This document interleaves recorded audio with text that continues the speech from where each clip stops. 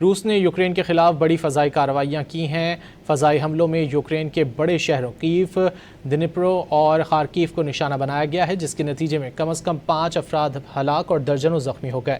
کئی رہائشی عمارتوں اور گاڑیوں کو آگ لگ گئی ہے۔ روسی حملوں کے باعث 24 منزلہ عمارت کا ایک حصہ منہدم ہو گیا ہے، جس کے ملبے تلے لوگوں کے دبے ہونے کا خدشہ ہے۔ کیف کے ہزاروں رہائشی میٹرو اسٹیشنوں اور دیگر مقامات پر پناہ لینے پر مجبور ہو گئے ہیں۔ روس نے یوکرین کے خلاف بڑی فضائی کارروائیاں کی ہیں۔ فضائی حملوں میں یوکرین کے بڑے شہروں کیف، دنیپرو اور خارکیف کو نشانہ بنایا گیا ہے، جس کے نتیجے میں کم از کم 5 افراد ہلاک اور درجنوں زخمی ہو گئے۔ کئی رہائشی عمارتوں اور گاڑیوں کو آگ لگ گئی ہے۔ روسی حملوں کے باعث 24 منزلہ عمارت کا ایک حصہ منہدم ہو گیا ہے، جس کے ملبے تلے لوگوں کے دبے ہونے کا خدشہ ہے۔ کیف کے ہزاروں رہائشی میٹرو اسٹیشنوں اور دیگر مقامات پر پناہ لینے پر مجبور ہو گئے ہیں۔